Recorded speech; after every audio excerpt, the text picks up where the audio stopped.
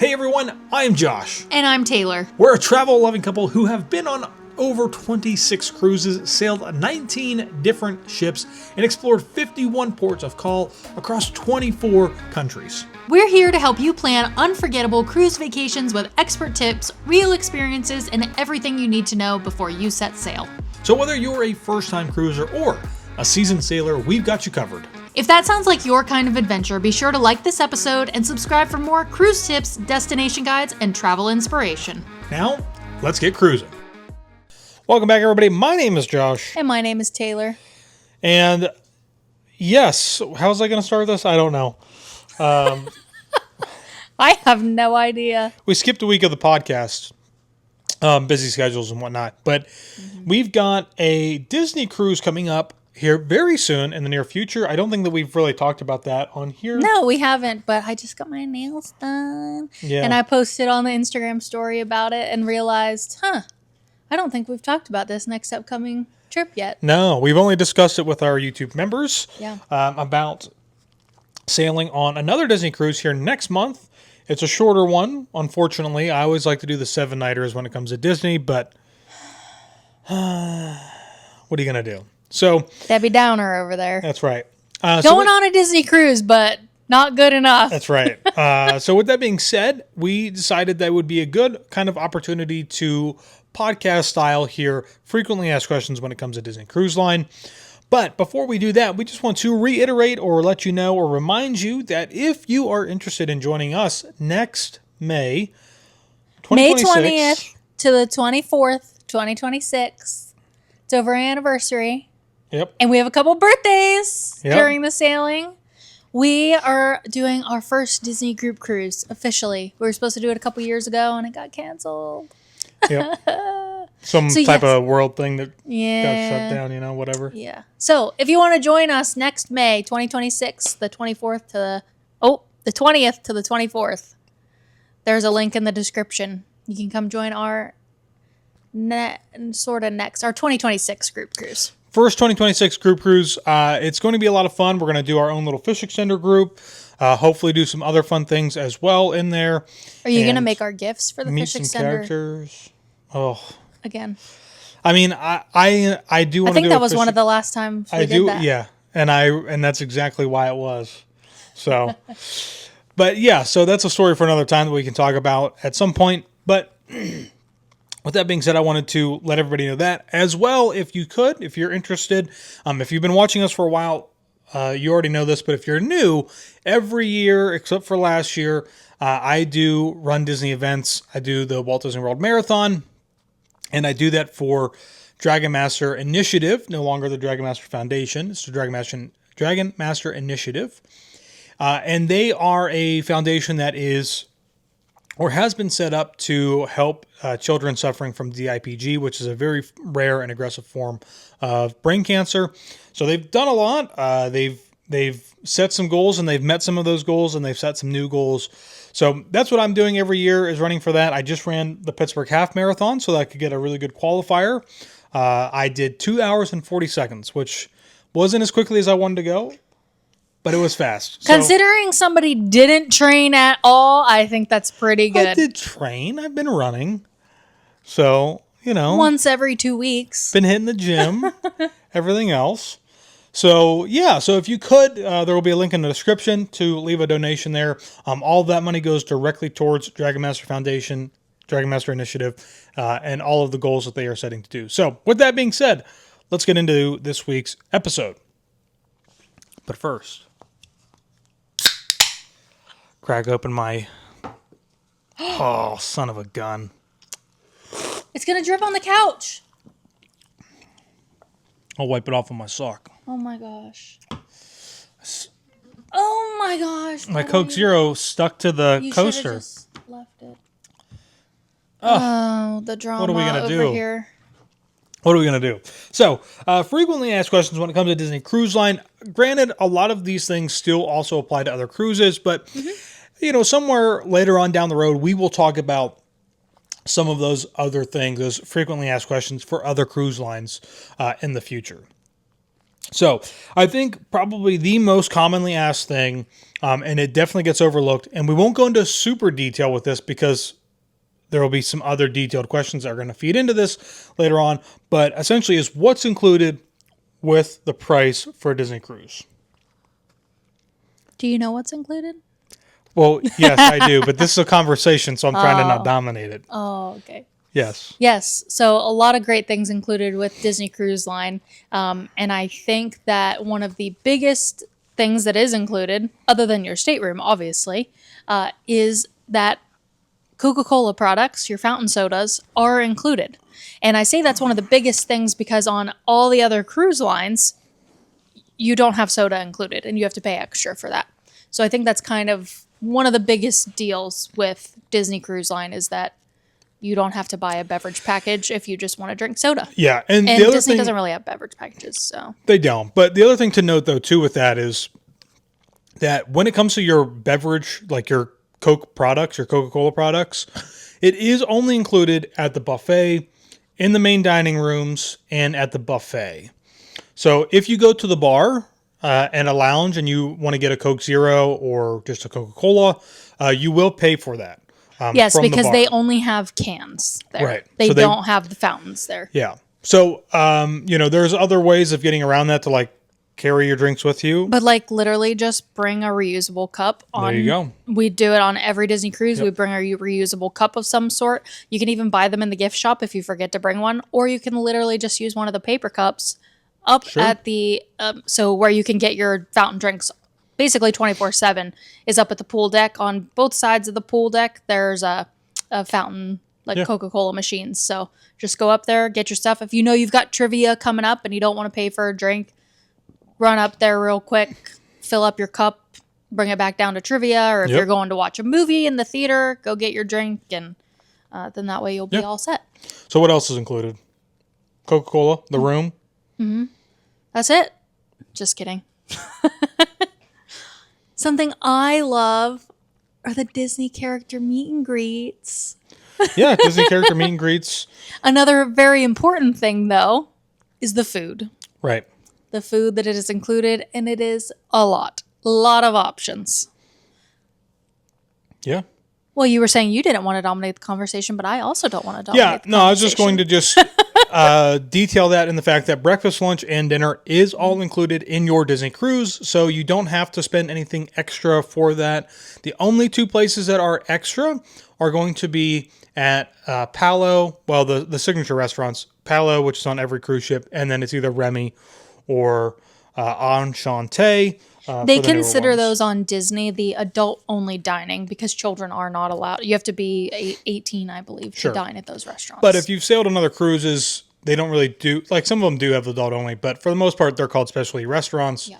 And on Disney, they're adult-only, but they're also the specialty restaurants. And they will cost you either a cover charge, so usually like there's a prefix menu, and you pay like $50 at Palo, and then you can order like a salad, an appetizer, an entree, and a dessert out of like a select menu, not the full menu. It used to be the full menu. Now it's just a select menu. Or you can pay a la carte and order literally whatever you want off the whole entire menu and go from there.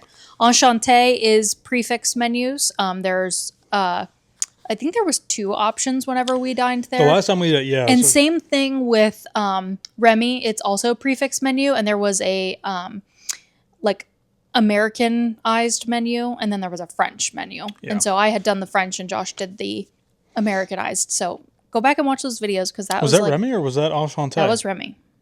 We ate the same thing at Enchanté. Oh, okay. Okay, cool. So go watch the videos, Josh. I guess I'm. But also, hold the phone. That's not it. That's included with food. Right. Josh said breakfast, lunch, and dinner, and whenever I'm talking to people that want to book a Disney cruise, I also word it as breakfast, lunch, and dinner, and like snacks are included. But you can pretty much eat 24/7, included with your cruise fare on the ship. Yeah. And so, sure, you could consider it breakfast, lunch, and dinner, but there are many time frames in which things are open. So you could literally go eat in the main dining room for breakfast. And then if you still want like a second breakfast, you can go up to the buffet. You could also order some room service if you wanted. Lunch, you could go eat in the main dining room and the buffet and order room service. But then you can also go up to the quick service locations that are out on the pool deck area. So those vary from ship to ship, what they actually are. The main dining rooms also vary from ship to ship. And there's typically only one main dining restaurant open for breakfast and lunch. And then dinner, pretty much everybody eats in the main dining room. Typically, the buffet is no longer open for dinner time anymore. You can also do the specialty or adult-only restaurants. Those are only open for dinner. And but they are not included. They are not included. But then you also have the quick service, which those pretty much open at like lunchtime. And like I think the pizzas typically open the latest till Usually. like 11 or midnight or something like that. They have the hours posted, and they're also posted like on the app. So have the Disney Cruise Line Navigator app. That's going to tell you really everything you need to know. I know some people think there's like some glitches with it, which we have also experienced some like technical issues with the app, but overall it is pretty good. Yeah. So, and don't forget the room service. Yeah, room service is also included. You mentioned that already. Included. Mm-hmm. But that's like a big deal. It is a big deal. Absolutely. It's a really big deal because you can literally... So there are items on there that they will charge you extra for, like if you want a steak or something. But pretty much everything on the room service menu you can get. And there are a few items that are not listed on there, like Mickey ice cream bars and chocolate chip cookies. You can literally call for cookies and milk in the middle of the night if you want, which, I mean... When you think about cruising, I think food is like one of the biggest deals.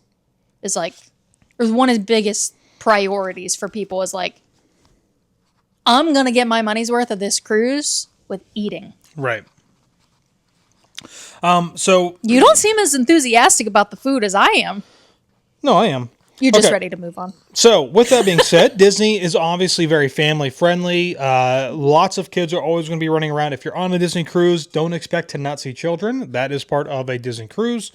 But a lot of people then end up asking, do Disney cruises have adult only areas? Yes. And no. Yeah. Just depending which ships you go on. Right. So it just is going to vary depending on where you're at.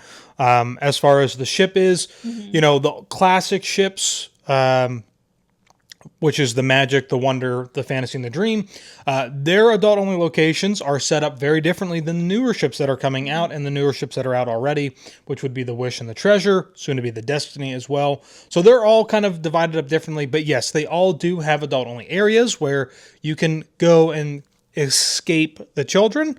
I will say, in my personal preference and opinion, that the classic ships are much easier to avoid children if you are looking to do that. Like if you're looking as just a couple like Taylor and I are who don't have kids, if we want to go on a Disney cruise and we want to try to avoid more kids, the classic ships are probably where that's going to be better for you. Well, I'm actually really excited to go back on the Dream because I cannot wait to sit in the Quiet Cove pool area. I want to get my coffee in the morning, relax, because a lot of people think that they can bring the kids into the coffee area too, but you actually can't. So just keep that in mind, because we actually saw that on the Wish a lot. People kept trying to bring their kids back to the coffee shop, to Cove Cafe, and they would tell them, I'm sorry, like, this is an adult-only area. There's another coffee shop on deck. It was like 4 and 5 or something. Yeah. Okay, cool. So, another question. This is very subjective, really, but Do you have a lot of questions? I do have a lot of questions. Ooh, no wonder he keeps looking at me like, we got to get through this. Come on, speed it up there, buddy. Stay on top. Stay on point. We got to get through this. So, another question that people ask a lot, and again, this is very subjective, really depends on what you like. Taylor and I's tastes are very different, especially when it comes to cruises. Which Disney cruise ship is the best? Which one is the best, Taylor? Which is the best? The Fantasy. Wow, I'm kind of surprised that you said that. What do you think I was going to say? I thought you were going to say the Wish. The Wish? No, yeah, I would have said the Treasure. Oh, the Treasure? You would have said the Treasure? Yeah. Interesting. But nope. I think it's the Fantasy overall. Now, I may be a little biased because it was our first Disney ship. But I love the Quiet Cove pool area. I love their Cove Cafe for coffee. And I love where the adult only like lounges are on deck 5, I believe, in the very back. Is it 4 or 5? Oh, goodness. I can't. It's 4. It's deck 4 in the way back. And to think about it, I'm getting confused all these ships we've been on recently. I love the theming of those adult-only areas. Yeah. It's better than the Dream. Right. I like the Dream, but the fantasy theming is 10 times better than the Dream. I like the Treasure a lot, though, because the theming, well, like the Wish is really good, but then like the Treasure was just like, let's take this up a notch. Well, I think this also plays into another question that gets asked a lot by people, which is what is the difference between the Disney ships? And Taylor's talking about the theming. Obviously, the size of the ships is different. So, from the Magic and the Wonder, smaller size ships, up to the Fantasy and the Dream, a little bit bigger. The Wish, the Treasure, the Destiny, a little bit bigger than the Fantasy and the Dream. Not by much, but they are a little bit larger. And the layouts on the inside is a little different as well. And the layouts are very different too. This is kind of what feeds into that kind of subjective, like answer of what ship is best, because really it depends on like kind of what you're interested in. Yeah, depends what you want to do on board. Yeah, I think a lot of people who are new to Disney and sail on the Wish and Treasure, they're going to love them. They love them and they actually enjoy them more than they probably would enjoy the Fantasy and the Dream or even the Magic and the Wonder. I think that really goes based on like theming. I think it does too. Obviously, they're newer ships, so they do have a little bit more flair to them, even though Disney does maintain their ships quite well. If you get on the Magic or the Wonder, which first set sail back in 98, 99 or something like that, these are ships that are well over 20 years old now, and you get on them, they don't really look that way. They're pretty well maintained. They're pretty well updated. But, for the newer ships, if you're a family, the way that they've designed those is to kind of push adults who don't have kids off to the side. We definitely felt that way. And then more, centrally localize all of the other lounge areas for families. So the Treasure, the Wish, and the Destiny, their lounges are all broken up across the ship, and they're very more open space. They're more open space, or they're better. They're just more like they're easily traversed, right? They're just more accessible. Accessible. That's what they're closer to like the main areas of the ship. I feel like. With the Fantasy and the Dream and the Wonder and the Magic, when you look at those adult-only areas, they are off to them. You could almost make an argument that those actually are more set aside to keep adults away. But what I always like to say is that it's much. I was about to say it's much more again. Much more is right. Very more is not. Okay. It's more difficult for kids to access the adult-only areas on the classic ships than it. But I don't think they really consider them adult-only areas on the Wish and the Treasure. The only adult-only lounge on the Wish and the Treasure is the Rose. Right. And that's what I mean, is that there isn't really like this escape from kids. And again, we know that there's going to be children on there. Somebody's always like, it's Disney. What do you expect to not see kids? Like, yes. Yes, but like if you've ever actually been on a Disney cruise, right, you know how many adults go on those cruises without kids. Right. People go by themselves. People go with their friends. People go with their families as just all adults. Can't tell you how many groups of people I have booked that are literally all adult couples and no children. Yeah. That have children that aren't taking them. That's what's even funnier sometimes. Like, adults love Disney too. So it is funny whenever people always have to comment, like, there's going to be kids there. Right. Like, we know. And here's the thing, and I'm not swaying anybody from doing the newer ships. I would actually sway most adults to not do the Wish, because I don't like the theming of the Wish. I think I like the Wish. As couples, if definitely explore and do new ships, do the Treasure. It's the best. Themed. It's the best themed. It's the best themed, I think. I still don't like the layout. Layout is not good, but the theming is really great. So, Again, it all kind of feeds into just what is of most interest to you. You know, you're going on a Disney cruise, you should have it in your mind. There are going to be kids running around. When you go to meet characters, there's going to be tons of kids. There are no adult-only character meet and greets. That's not a thing. No, everything is family friendly on those Exactly. ships. And basically, all these adult only areas that we're talking about, the only things that are 24/7 adult only on all of the ships is the adult only pool area. Right. The adult only cafe, which is Cove Cafe on all of the ships. And then they have a bar and lounge, which is either the Rose or Meridian, just depending which ship you are on. And then Palo, Remy, Enchanté. Those areas are 24/7 adults only. Yep. The lounges that we're talking about on like the Dream and the Fantasy, Magic and Wonder that are like near the back of the ship, they're kind of away from like the crowds and like the atrium. Those are only adult only after like 9 or 10 p.m. So it's like 9 o'clock. Yeah. And there are signs that say like this is adult only after whatever time. Right. And it says that on the apps and stuff too. So like throughout the day, they are using those trivia. Always trivia. Yep. Arts and crafts, whatever kind of like games and stuff, game shows. But like at nighttime, those are like adult only things. They don't really have a space on the Treasure or the Wish that is like adult only for nighttime. They used it's Sarabi on the Treasure, and it's Oh, yes. I know what you're talking about. I forget which area it's called. It's like a 2-floor thing. It's kind of, if you've been on Disney cruises, it's like the, I always go back to the Fantasy. It kind of reminds me of like the tube setup where it's like a U shape. Sure. And then there's a stage in the middle. That's how it is on the Wish and the Treasure. But the only problem with it is on the second level, it's open to air.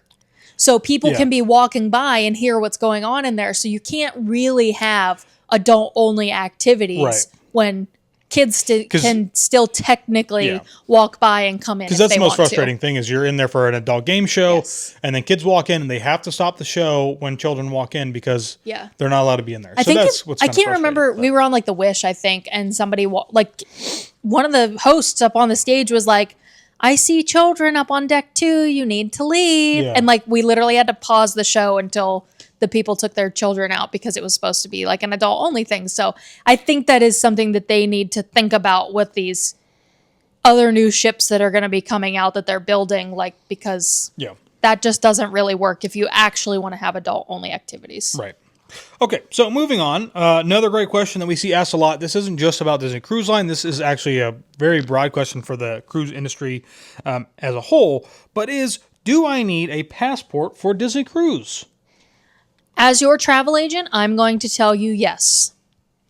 Now, is it technically required?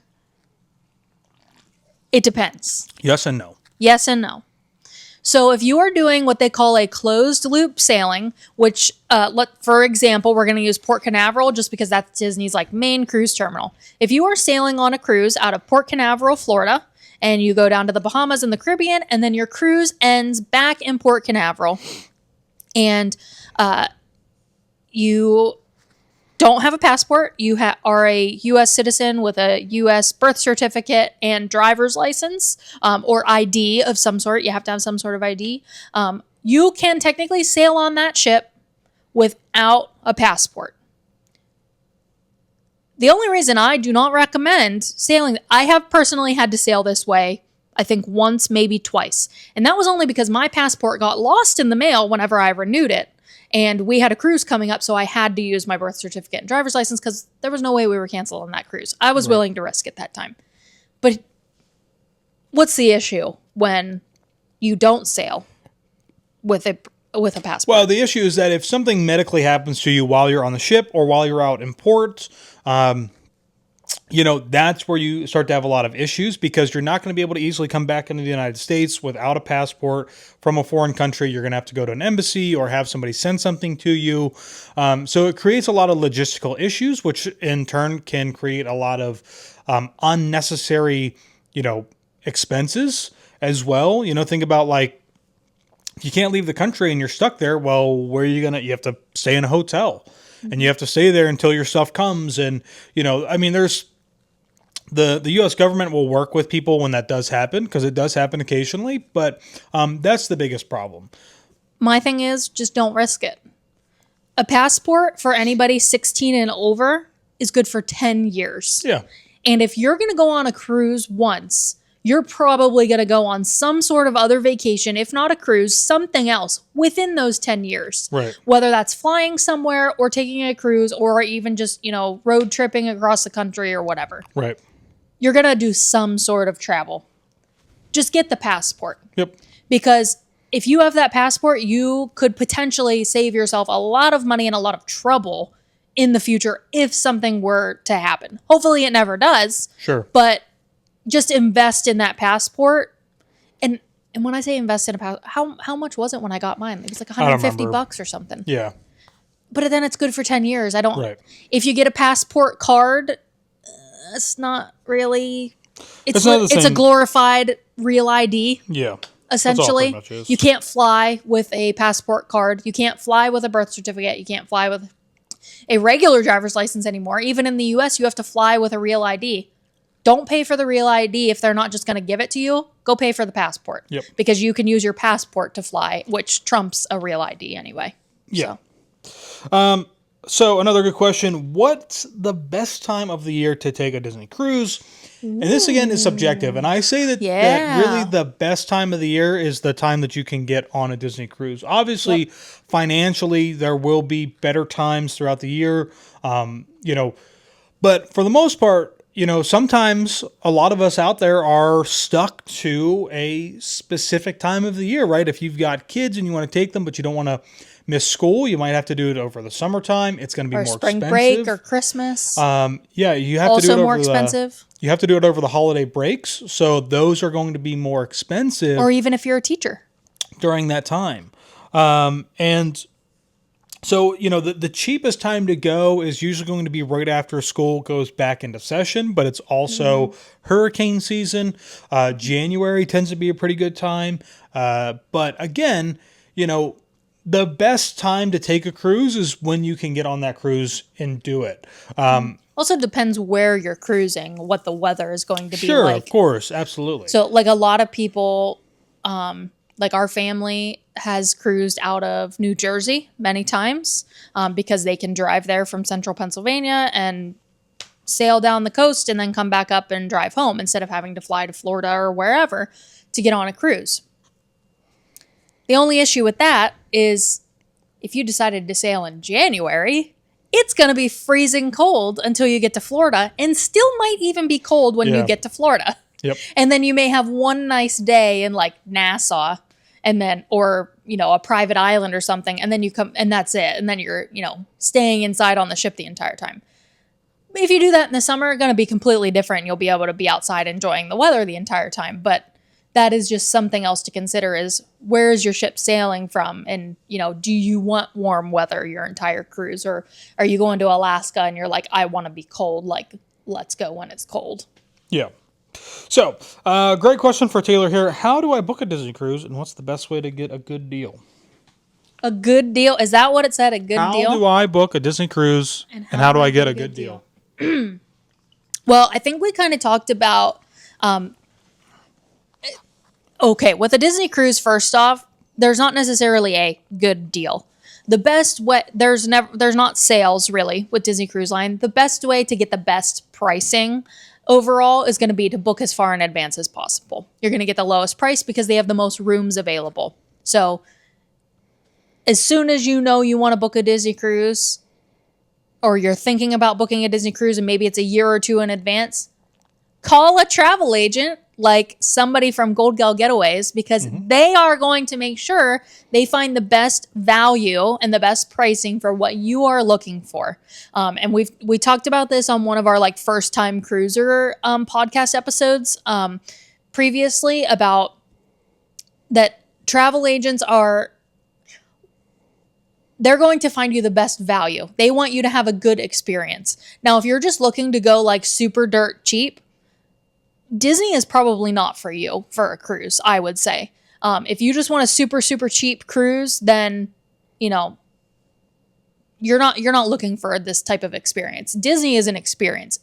you have to pay for that Disney name and that Disney experience that you're going to get on board. So it is more expensive than other cruise lines. But getting the best pricing, first off, call a travel agent. Gold Gal Getaways, links in the description. You can also work with me if you'd like. And we will help make sure you get the best possible experience. And guess what? It doesn't cost you anything extra. What you pay for using us to book your cruise is what you're going to pay through Disney. So. Cool. Yep. So we've talked a little bit about what's included with Disney Cruise Line, which is dining and the food and stuff like that. So some people ask, how does dining work? Especially if you've been on another cruise.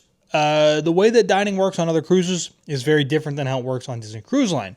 And again, the main dining rooms are included in the price. You don't have to make reservations or anything like that. Whoa, excuse me.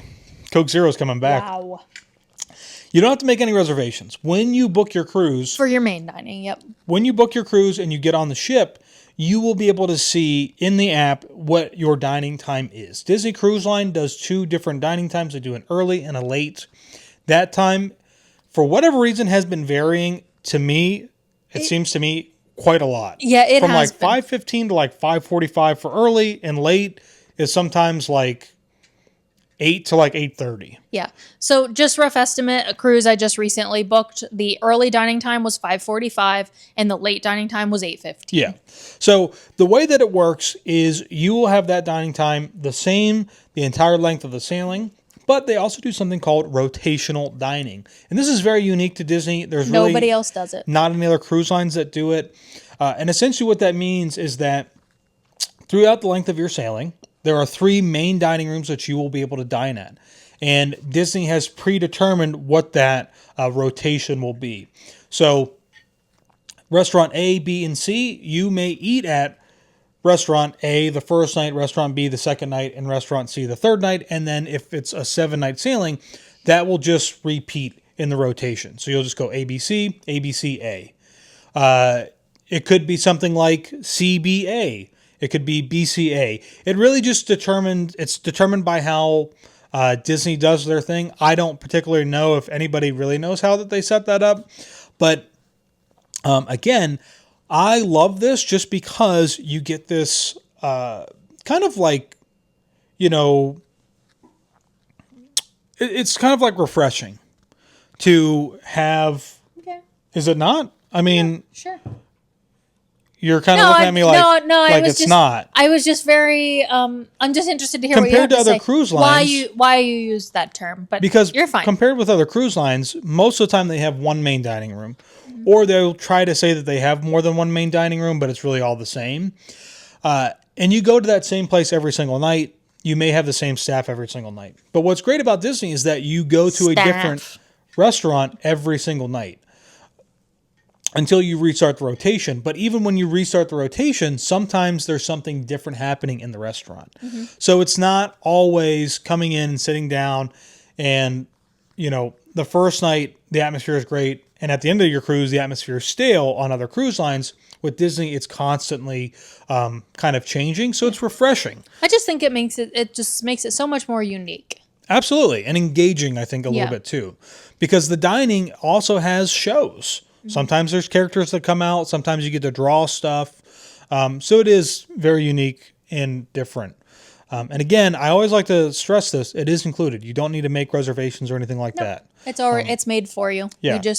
When you book with your travel agent, they'll ask you what time you want to eat, and then we'll put that in there for you. We'll select it. If for some reason, like say you want early dining and you booked this cruise super last minute, and they don't have early dining available anymore, you will be put on the late dining, but you can wait list to request if somebody changes to go on that early dining if it becomes available, which we actually had to do for this upcoming cruise. And I want to check on that and see if we got it yet or not. So something else that we didn't mention in the everything that's included is entertainment. So what kind of entertainment is included on Disney Cruise Line? That's often another question that gets asked a lot. Well, so character meet and greets are technically included in entertainment. Your trivia, your activities, anything on board.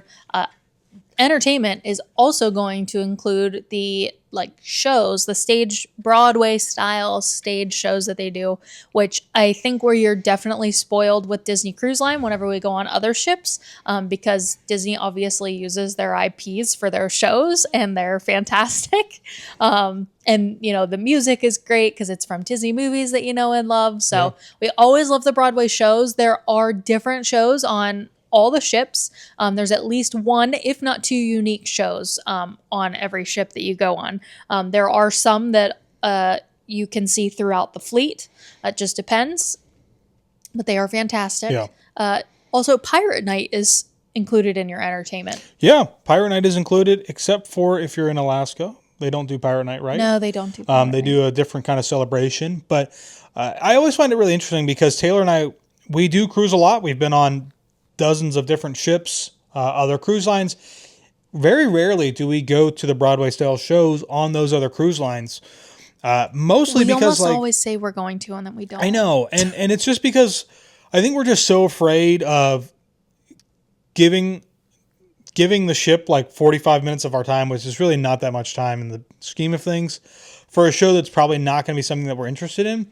But on Disney, it's very different. Yeah. Whether it's, you kind of know if you've been to the theme parks, you know what you're getting yourself into. If you've seen Beauty and the Beast at Hollywood Studios, or you've watched any of the other stage shows where they actually do Finding Nemo over at Animal Kingdom, Festival of the Lion King. I mean, they're really good quality shows. Yeah, they're great shows. But I think also what's really great is that Disney still makes these unique original shows as well. Believe is one of them.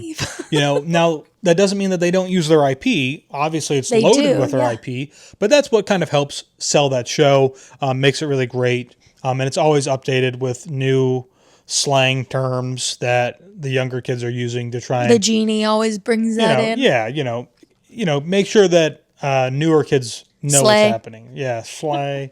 So things like that. But again, all of that is included.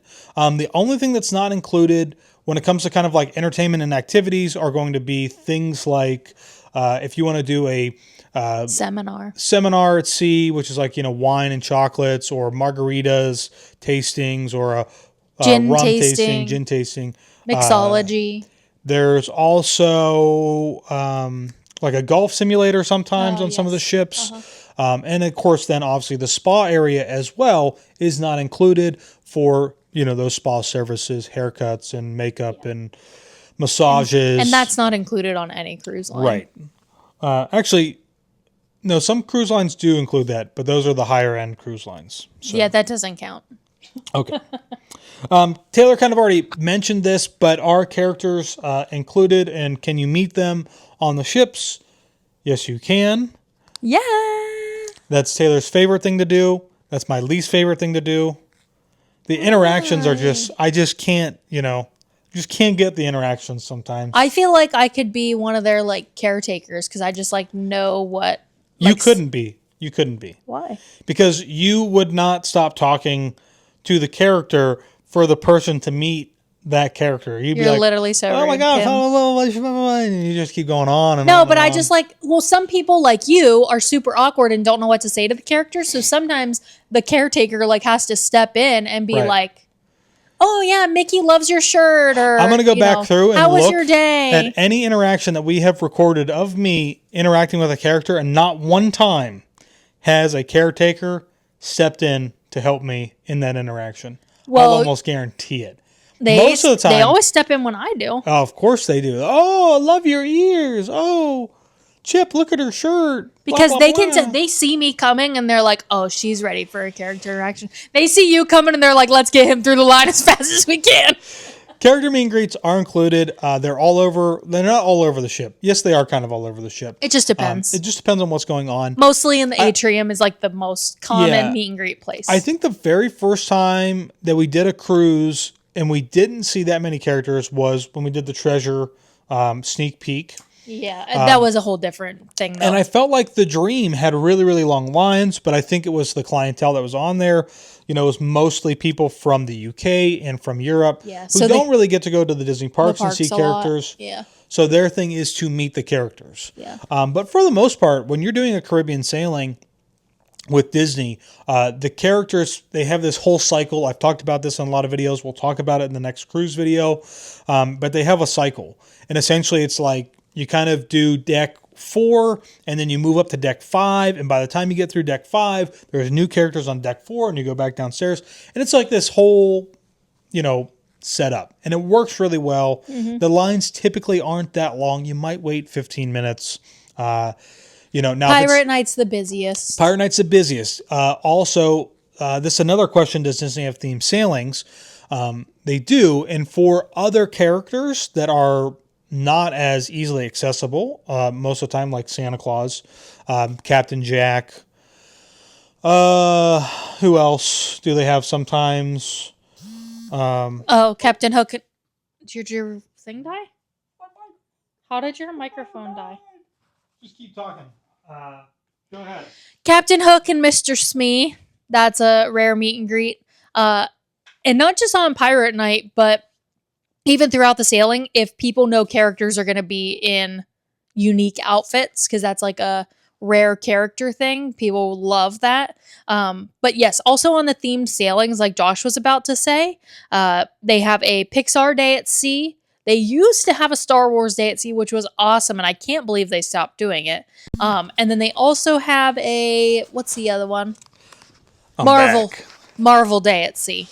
I'm back with attachments. Oh my gosh. Yes, Marvel Day at Sea and Pixar Day at Sea are the two special sailings that you can book that have one full day that is dedicated to basically celebrating the characters of Marvel or Pixar.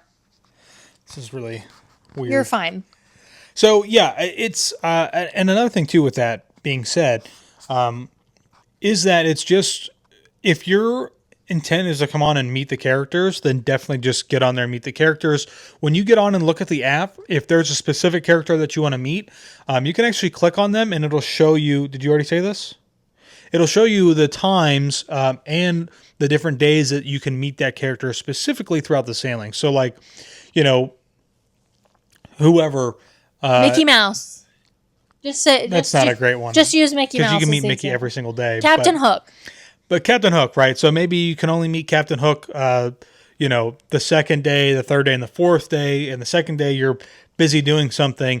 You can't meet Captain Hook 3 days. You can plan to meet them sometime later on and fit that into your schedule. So the Navigator app is very, very helpful. I hate where they put Captain Hook on the Disney Wish up on that stage because it's blue lighting and it looks horrible. Horrible. Well, there's a lot of problems with the Wish. Oh, I hated that. Talking about themed sailings, though, I heard you mention Marvel and Pixar. Marvel and Pixar Day at Sea. Those are the only two. There's also these are still considered themed cruises. Yeah, Halloween on the High Seas and Mickey's Very Merry Time. Yeah. So and again, I'm assuming you could meet Jack. We need to do a Halloween on the High Seas. We definitely got to do one at some point. We haven't done one yet. I know. I'm assuming you could probably meet Jack. I don't know if you can. I think we have time this fall. Yeah. You can definitely meet Santa Claus, though, and see the characters in some cool Christmassy kind of outfits. Mm-hmm. Again, when it comes to you talk about what's the best cruise or the best time of the year to sail on Disney, again, that's where it comes down to the subjectiveness of what you're interested in. If you want to be there for the holidays, it's going to be a little more expensive, but you're going to get to do some cool stuff. Yep. So, oh boy, let's see here. Great question. Can I bring alcohol on board a Disney cruise? The answer is? I think it's now that you can bring, is it 1 bottle of wine? I'd have to double check what that is. But I love that you were looking at me for the answer because you weren't sure. Typically, you can bring on 2 bottles of 750 milliliter of wine. Yes, wine. Or you can bring a 6-pack. Or Prosecco, bubbly wine. Yeah. Or you can bring a 6-pack. Or you can bring a 6-pack of beer. Right. So cider is included with that. Our friend Alan, I think actually when we did the Wish the first time, he stopped and got a 6-pack of Angry Orchard and brought that on the ship. to have occasionally, or some type of cider. It might not have been Angry Orchard, but regardless, that's the only stuff that you can bring on. Now, there was a time back in the day when you could bring the hard liquor on. You could bring 2 bottles of liquor. Yeah. And the good old days. And that went on for a long time, actually. Yeah, it did. So Disney just recently, not just recently, this is probably been a couple years now. 2015, Don't guess because you don't know. 2016, something like that. But so yeah. What should I pack for a Disney cruise? You should pack patience, joy, and excitement. And then, of course, like obvious things, Your stomach. depending on like what the sailing is. Obviously, if you're going to Alaska, pack some things that are a little bit for the colder, even in the when you use a Gold Go Getaways travel agent, we can help you with what you need to pack for your cruise. For Alaska, I send a packing guide out. You should pack some door magnets. You should get some door magnets. That's a real big thing with Disney. Pack your Mickey ears. If you've got Mickey ears, pack your Mickey clothing, your Disney clothing, whatever, things like that.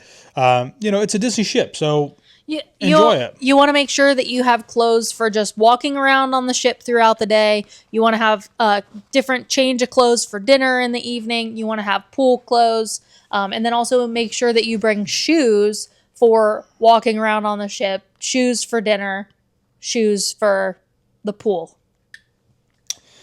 Unless you're fine having wet sneakers. Anything else? Okay. Those are like the main things. Take sunscreen when you go to the Caribbean and the Bahamas because somebody on this couch forgets it every time. Sullivan. Why would you forget that? He's not on the couch. Jesus. All right. So what's Castaway Key? How do I get the most out of it? So Castaway Key is Disney's private island. There's also now Lookout Key, right? And we're going there on our group cruise next May. Yay. So Castaway Key is the original Disney private island. And it is a lot of fun. There's a lot of different things that you can do. You can rent lots of things from snorkel equipment to bicycles. You can not swim with stingrays, but you can touch stingrays. They've got that's extra. Stingray encounter. Yeah, stingray encounter. They've got characters. So a lot of the characters that are out on the ship come out onto the island, and you can meet the characters out there. In their beach attire. I think one of my favorite things the one time was when we were coming off the ship and Jack Sparrow just walked out of the shrubs. That was the best experience, and we've never ever seen it happen again. It was so funny, and there was nobody else around. I know. Yeah, back in the days when people probably think we're delusional when the ships weren't super full. Yeah, the experience was before Disney Cruise Line was as popular as it has become. Yeah, unfortunately. So, but food is included again out on the island, and so are soft drinks. So they have Coca-Cola machines. And the ice cream machines. We didn't even talk about that with food being included. Oh, yeah. Soft serve ice cream. Yeah. Not 24/7, but right. A lot of the time. But out on Castaway Key, you can go to Cookie's Barbecue. There's 1 and 2, so those are 2 different locations. And those are going to be on the family side of things. All of the food is included over there. You don't have to pay anything extra, including the drinks. Now, they do have bars throughout the island. Those are, again, an additional cost. And if you go to the bar and ask for a soda, it's going to cost you extra. So bring your refillable drink or your refillable cup. Oh, God. Hi. Tell me about it. But there's also an adult-only area, which is really nice. Serenity Bay. Yeah. And if you hit it the wrong time, the surf could be really bad, and it could be high tide. Mm-hmm. It could also be low tide, and you could walk what seems like miles out there in knee-high water. We got lucky with that one time, and we saw really cool giant starfish. Yeah. But they have their own dining area over there for Serenity Bay. And you can get steak. Yeah, and it's good too. Again, they have Coca-Cola products over there. They have a fountain machine. They got an ice cream machine. They have an ice cream machine, and they have all of that stuff is included. You don't have to pay anything extra unless you want alcohol. That will be extra. So there's a lot to do. It's a great place to hang out. We're only talking about Disney. Is it the best private island as far as cruise lines go? That's debatable. That can be a conversation for another time. But that'll be a good podcast we should do here in the future. Okay. Next question. Anything else to add? How do I get the most out of it? How do you get the most out of it? Let me just put this to you. Out of a Disney cruise? No. On Castaway Key. Oh, Castaway Key. Number 1, you do not need to be the first people off of the ship. It is really, really big. Did you say yes, you do? Yeah, no, you don't, actually. Because I want to be the first off the ship. You don't need to be the first people off the ship. There's lots of seats out there. There's actually a ton of seats. and a recommendation that I would make that we don't normally do, because we don't really spend any time at the family beach, but is to, instead of going to the first location of the family beach, go to the second one. You'll find a lot more space, a lot more seating. You're a little bit closer to Pelican Plunge area there. It's right by Pelican Plunge. And you can have a lot of fun with that. Just, go out there for like 4 hours. And then if you want to get back on the ship, get back on the ship. Eat at Cookie's Barbecue, get back on the ship and eat at the buffet. Or eat at Cookie's Barbecue and then eat at Cookie's too. And then go to Serenity Bay and then go to Serenity Bay and then get back on the ship and eat. Do what That's how you make most of it. Have fun. There is a 5K. Actually, I do want to run the 5K on this next sailing. On the Dream? Yeah, because I want to get the medal. Oh. Yeah, so we'll do that. I wish I could run a 5K. All right, next question. Are there fireworks at sea on every sailing? So this is super unique with Disney. Disney's the only cruise line that does fireworks at sea. And you might be surprised to learn that that does not happen on every sailing. Yes, depends on your itinerary, which we found out firsthand when we were in Europe. They did not do fireworks at sea. Yeah.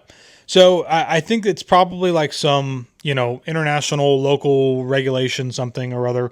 But Alaska also does not do fireworks at sea, I believe. Caribbean and Bahamas, though, pretty much every single sailing, you're going to get fireworks at sea. On Pirate Night. Unless the weather is really, really bad, like something's happening. But what's really cool is that they really try hard to make sure that they get the ship in a good area, in a good position to avoid any weather so that they can do the fireworks. They know almost everybody on that ship is looking forward to that.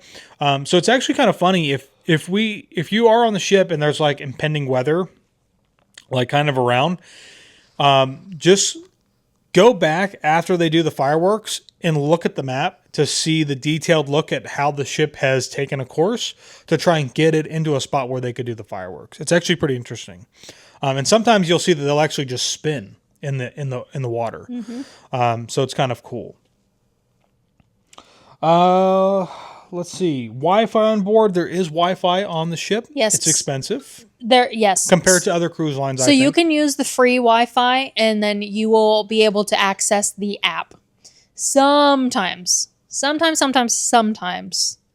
iMessage and WhatsApp will work for messaging only. Sometimes. Yeah. But basically, the free Wi-Fi is so that you can use the Disney Cruise Line Navigator app and not have to pay for Wi-Fi. But then there are multiple packages. It just depends what you want to do. So read it carefully before you purchase, because you might buy the cheapest one and you're like, oh, this isn't that expensive. But then you wanted to watch YouTube videos. You're not watching those YouTube videos. And quite honestly, something else we didn't talk about with what's included is that you really don't need, in my opinion, a streaming package, even for your kids.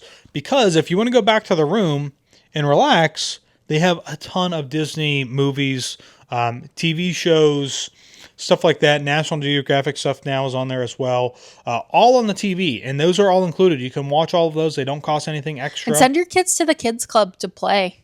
If they'll go. There's so much stuff to do in the kids club. And then all the water slides up on the pool decks. So, yeah. If you can go on a cruise and not... if you don't need it for work, for email, because I only need to get it because of email for work. Other than that, if you can get on a cruise and just not get the internet, if your immediate family is with you, don't get it. Yeah. Disconnect. It will literally be the best mental break that you have taken in a long time. Yeah, especially in the times that we are in right now. So yes, mental breaks always great. Take a break. I think that's it. Those are pretty much all of the frequently asked questions. There are more frequently asked questions, of course, as well. But we're kind of approaching that hour mark here. And so we could continue to dive into this even further and longer. Every single time, I could tell you, I could talk about this all day. You sure could. You sure could. You couldn't? Yeah, of course. Why are you putting that on? Don't you put that on me, Bobby. And again, in the future here, we'll do another one something like for like Royal Caribbean, Norwegian, potentially Virgin Cruise Line, potentially Princess. Oh, yeah, we could. So as Taylor and I continue to like venture out and do some other cruise lines, we'll also do that as well. But so if you've got some other questions about Disney Cruise Line that we didn't talk about in this, you'd like to hear our thoughts, our opinions on that, let us know. Leave them in the comments down below. You can shoot us an email. You can message us. All of those things. There must be something going on outside. Taylor's taking a look. So with that being said, my name is Josh. And my name is Taylor. We'll see you all in the next one. Bye.